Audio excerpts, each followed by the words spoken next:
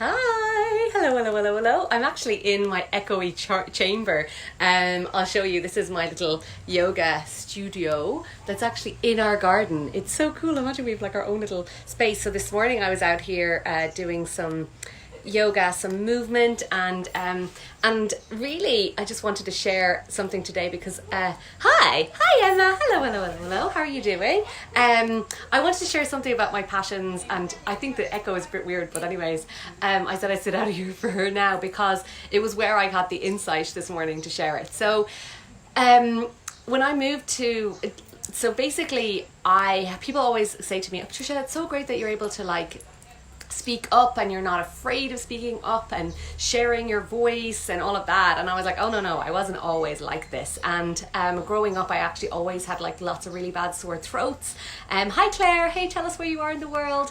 I used to get really bad sore throats and always had like an annual infections in my throat and all that stuff growing up. And when I started my yoga journey, it's no surprise I'm actually back on my yoga mat, and my passion isn't actually one of my passions is yoga, but actually what I'm going to talk about today isn't yoga. So I did throat stuff. So I'm at one of my yoga classes one day, and this guy said, this a new teacher, bye. So our help IU, her children, we're getting them swimming lessons. So they come and we've them getting swimming lessons. You know, it's one of these life skills that people really need. So we're getting the kids swimming lessons. So they come and do their swimming lessons twice a week. So yeah, I used to have these throat things, and I said to him, like, God, I always have these issues, because he was talking about the throat chakra.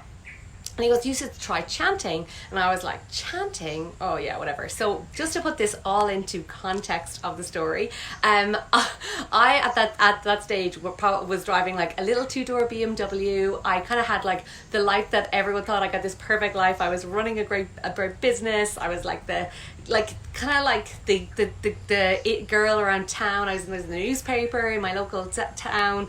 I had like all these designer clothes, and I quit all of that to move to India.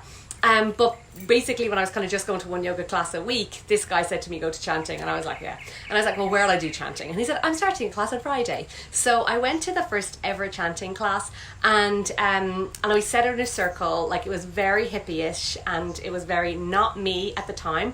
I was more like, give me a Bellini, high heel shoes and designer clothes kind of girl at that time. And I still kind of like that stuff, but it's about having like all of the worlds and not being so. That was a very different version of me. So I got my Friday night, I go to do the chanting, and I'm there and we're sitting around, like the first time I've ever sat on the floor cross-legged for an hour chanting this one mantra, and I will now repeat it because it's ingrained in me forever. And it was Ombur Bubaswahat Tatsavitu Varenyam Vargo Devashyati Yoyona Prachodayat.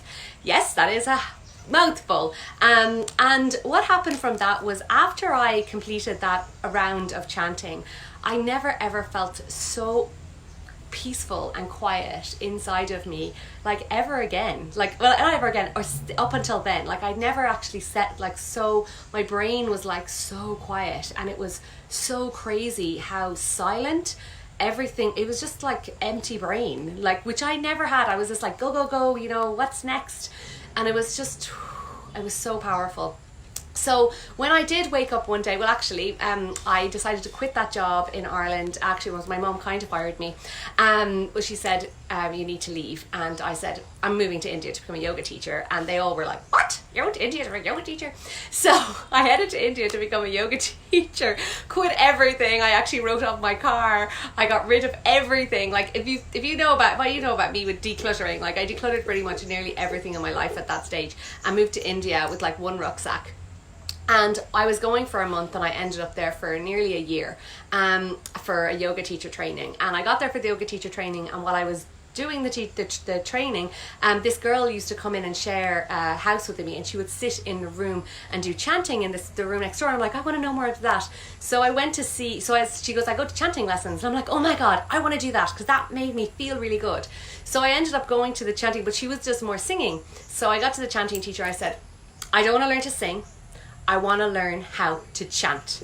So the teacher went, Ranjini, with her little Italian, Indian head, little Indian nod. And in her head is like, yeah, right, whatever. And her belief is basically that we all have a beautiful voice. I see Dervla, Brenda, loads of yogis here listening, and we all have a voice, and it's the most powerful instrument that we have. And when we activate that and start working on our voice and our throat chakra, we become better at expressing ourselves. We become freer. We get to clear so much stuff out of our bodies, out of our emotions, out of everything. So it's so good. So I go to this class every single day with her, and I basically went to class every day, and she started teaching me these like Indian chants. So the nice thing about India is that what I learned from her was, and it's very similar to Bali because they do blessings and rituals every day, but they have special like Sanskrit, which is their kind of like the ancient language, but they have Sanskrit like prayers basically for brushing their teeth, prayers for washing their faces, prayers for like opening the door. So basically they have like, as they move through their life, if they're in that kind of mode, as they've been raised in that Hindu way, they basically have a prayer for when they're doing everything. So talk about like mindfulness and meditation in action. Like it's just phenomenal. So every day we would go in and have to do this big rigmarole and be like, you know, just whatever the chants were. And then all of a sudden she taught me a song. And she wanted me to learn a song, and she said the first thing we're going to do is learn this chant to Ganesh, and Ganesh is the remover of obstacles. And within 2 weeks she had me basically singing at the top of my lungs, singing a song. And I loved that song so much, and she just basically helped me activate my throat, which then led me into the world of kirtan and chanting. And this morning while I was sitting here, I went to a chanting training in Thailand before I got to Bali this time, and I was listening to some of the mantras, and I was like, oh my god, like this is such a passion for me, like using my voice and singing. And now we're here, and the reason I wanted to do this here was because I am going to be sharing more of the chanting and the singing with everyone in the mantras, because for me it just gives me such a place of peace and bliss to be able to connect with it. But also this space, I feel like when I walked in here to feel this house and to pick this house, I saw this space and I'm like, oh my god, it's going to be my singing circle place, because I've been saying I would start a singing circle for a long time, and I've just been too scared. And I'm not scared of standing up and singing, because after me being in India singing, I said to my teacher, I said, I want to learn a song to sing at my sister's wedding. So I got confidence and I ended up singing in front of 200 people in the ashram. I put my hand up and said, I'm going to sing a song. So I sang my song, and everyone was like, oh, okay, like that's a really brave thing to do. So I sang the song, even though I was like actually like totally shitting it. I was so scared, and the reason I was so scared to do it was because like when I was at the ashram in front of like 200 other yoga teacher trainers, people training, and the swami and everyone, it was because this song meant so much to me, and it felt so powerful in my transformation for me in terms of activating my throat. So I decided I would learn a song to sing at my sister's wedding. So I got back to Ireland after being in India for like a long time, and total hippie mode, and we're at the wedding rehearsal. So I just have to put this into context. When Charles and Camilla visited Ireland, they went to stay in a very beautiful castle in County Galway, where I'm from, and that's where my sister and her husband got married. Yes, so if it's good enough for Charles and Camilla, it's good enough for my sister. And they had this beautiful, magical fairy tale castle wedding. It was like out of this world, and the ceremony was like a little bit different, and she had her friend playing music, and I had gone to her friend and practiced with the band and had all lined up, but I didn't tell her until the wedding rehearsal.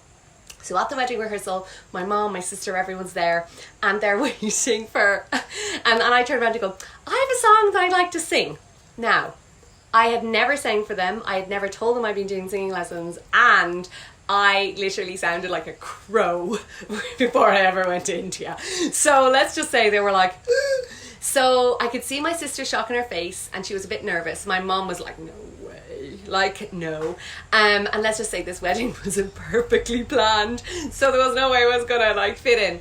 Anyways, I said, look, I'll do a trial at the rehearsal. I'll sing it here at the rehearsal, and if you'd like me to do it tomorrow, I'll do it tomorrow. If not, no hassle, I've learned it, whatever. So I get up the next day, And I do the rehearsal, and all of a sudden everybody is like bawling. So I don't know if you've ever heard the song. I'll share the link to it, but it goes a little bit like this, and now I have to sing. I'm like, oh my god, I'm under pressure because I've said I was singing. But it's like, your lips come as some surprise that they would want to come and meet mine. They never taste like the last time, but your lips come as some surprise.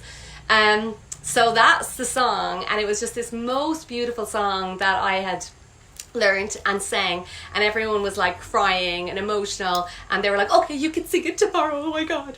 So let's just say that was like my wedding present to them, because I had no money. I was in India for like a year, just like being a hippie, going around training and doing cool stuff. So my passion is singing, and you know what, I feel like this is one of the things that we often just forget that we can do for ourselves to bring ourselves so much joy and to fill ourselves up. So that's why I love like sharing the playlist and sharing all of that as well. So I will share some of the mantra songs over the next while with you, because some of them just have so much meaning. There's one that I've been doing every morning, and it's called Purnamidam, Purnamidam.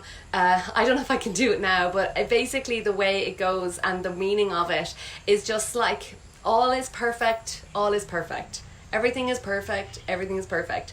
And no matter what's going on in the world, like, we can just tune into this powerful vibration of the energy of song, of music, and connect in with it, and it can really just bring us so much joy. So you know, I would love to hear what your passions are outside of your work. This one it's like not linked to my work really, but even though it's maybe on the Bali Bliss retreat, I do get them to chant a few songs, and this time it definitely will be a lot more, but just so we're clear. But like it's just finding things that we love to do outside and that feed us, and that can be a really difficult thing to, and it's been very difficult for me to give myself the time to do it, but now that I'm here, it's like I feel like the whole thing that's going on in the world is actually giving us a chance to kind of say, what do I want to do for myself? What can I do for myself that'll make me feel good? And this is your invitation for you to go find the thing that makes you feel good. And you know, singing in the shower and singing along to songs used to make me feel good, but this one in particular, like now, that's really my passion. So that's my little passion outside of my work, and I do sometimes like bringing in music. I've become a bird watcher. Oh my god, amazing! My friend's sister is like obsessed with birds as well, like watching the birds and seeing them and looking them up in books, and you know, it's just so fascinating. And obviously, like, watching birds is, you know, it's like connecting with nature and seeing how it all works. So give yourself a chance to think about, like, what's the thing that makes you feel good, and that alone will just change everything for you. And you know, my singing is like sometimes now it's like more chanting, the spiritual chanting stuff, but I also just love going to choir, and I'm in a choir here in Ubud, and we are the most eclectic group of people you have ever come across. And then there's random people who just turn up on a day to the choir, so there's like total strangers going, we're like, who are you, how do you sing, and they have to kind of fit themselves in, but it always ends up so harmonious. So so that'll be back on the cards when I'm here again, is just kind of going off to my community choir, and we've sang Queen songs, and we've sang like Japanese songs, and lots like Balinese songs. We just train and do loads of them together. So invitation today is to just like give yourself an opportunity to share with me, first of all, try and remember what's something that brings you your passion outside, and then when's the last time you did it, because sometimes I just forget about how happy singing makes me, and then when you do it, you're like, what the hell, how did I forget this? And we just have to make it our job to put our happiness and doing the things that fill us up like more of a priority, because when we do that, everything else rolls so much more smoothly from that place. So thanks for being here. Thanks for being for my first live in my new singing circle space. And if anyone's ever in Ubud, they'll be able to check out and see when I'm doing my singing circle.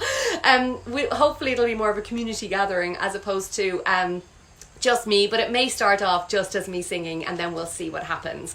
But I did get a singing and playing the guitar. Oh my god, playing the guitar, like I would have loved to have learned to play the guitar, and honestly, like, I just never thought I was musical. I never thought I could sing. I tried piano lessons for so many years, but oh my god, Ruth, I love our new garden. I swear to god, like, it's the best thing ever. And just the hammock, like, I feel like I can just drop out of like working, or if I have to do something, I can just lie in the hammock and do some phone, like, online stuff on my phone.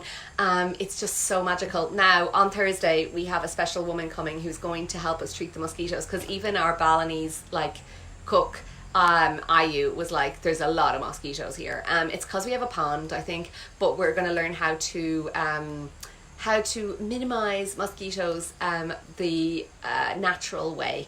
So I'm excited to have this woman come and analyze our land and everything. And then next week we have the priest coming to do a ceremony here for us, so that's also really exciting. So hopefully I'll be able to like video a bit of that to get an experience, because the Balinese priest and blessing is beautiful, and they've got their Balinese bell, which is more sound and everything. So anyways, I'm gonna go. Myself and Ken are heading out for a little bit now. We've had a hectic day here, but all very positive. So sending you lots of love. And actually, oh my god, look at what's here just in front of me. And this is the card before I go is Aphrodite, inner goddess. And this is saying, awaken the goddess within you through dance, self-care, and appreciating your divinity. So what do you need to awaken? What do you need to awaken inside of you to allow yourself into this Aphrodite, that kind of like beautiful, like oozing with joy energy and just sensuality? And look at her with her hair all like loose and fabulous. Your hammock is making me Google a hammock for my garden. I know, seriously, that was one of our like early purchases here, and I'm so glad it's still here and working fine, and it just fits perfectly in the outside my office, so it's like ideal. And now I have an egg chair coming this week as well. One of the cool egg chairs is coming for outside the house, and our cushions came for our couch. So if you're following me on Instagram, you'll see my Insta story when the cushions have come, so now we can sit on our couch later on. Thanks for being here, guys, and I will see you all soon. Bye. Go share your passion with me and go do it. Fill yourself with joy.